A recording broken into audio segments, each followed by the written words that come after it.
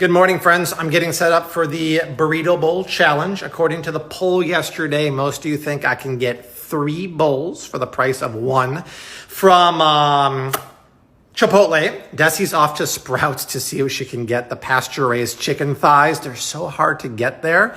But side note, for the price comparison, I'm not comparing pasture-raised chicken thighs and the California rice. I did screenshots of all these ingredients from Walmart. So the regular conventional chicken thighs, rice from there, tomatoes from there. That's an equal apples to apples. Just because I'm using Bobby approved ingredients because I want to cook it and eat it doesn't mean I'm going to use that for the price comparison. And I think that's fair, right? Based upon the reaction in my DMs, people are freaking out about this merger news by Pepsi. They're all saying, no, it's going to get ruined. Here's my 2 cents as Bobby the economist here. There's 2 types of mergers, okay? There's when a big company like Pepsi or Kraft will buy the company, then they fold it into their operations, ingredients change, things are sacrificed. That's the bad merger. That's kind of what happened to Ben & Jerry's. They started putting soybean oil and stuff like that. Then there's the good merger where they'll get bought by a PepsiCo, but they just want to own the asset, in this case Siete, in their portfolio. And they technically run independently.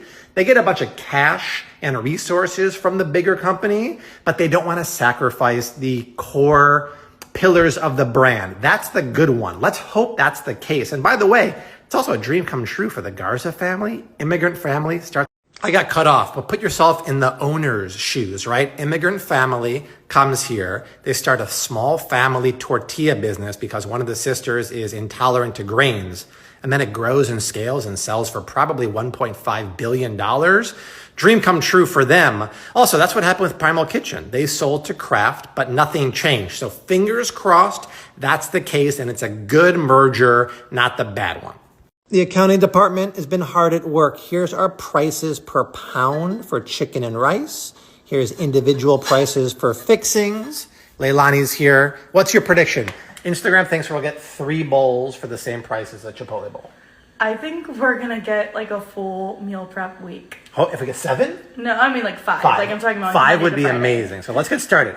We're going to cook the rice and then cook the chicken and everything else. And by the way, Desi just got back from Sprouts. And what kind of chicken do they have? Only regular. Regular. They didn't have the pasture. They didn't have organic. All they had is regular. I talk about this too much stuff, and then it's the Bobby effect, and you cannot find the pasture bird chicken anywhere. Rice is cooking away. Chicken has salt, cumin, smoked paprika. Cooking in my cast iron pan. Cooking in a new oil. I'm trying this out. It's specifically for high heat cooking.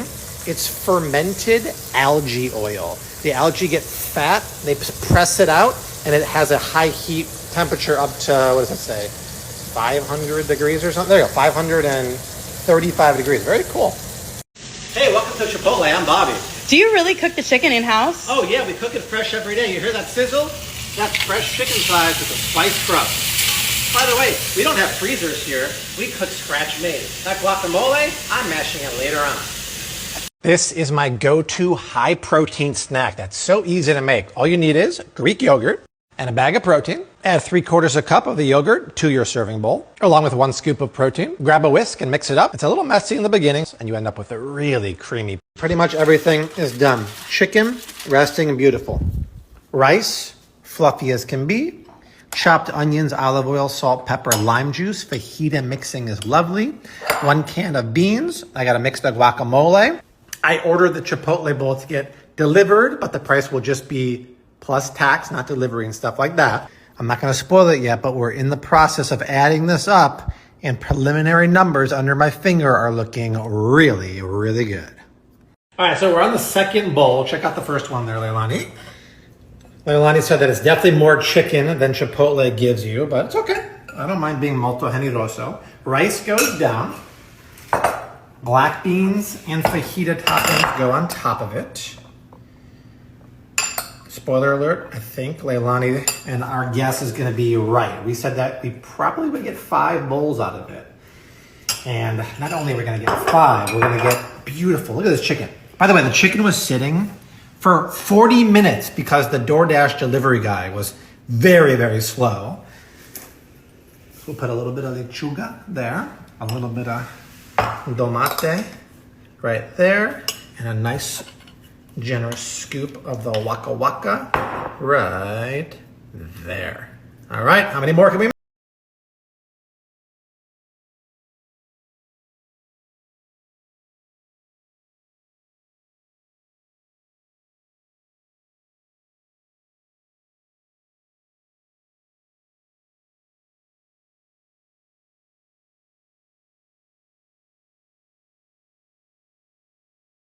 Patiently waiting post-workout for that burrito bowl. What do you think? Wow, better than Chipotle. Well, obviously, and way cheaper. Top it with some really good salsa from PepsiCo there. Delicious. How was your...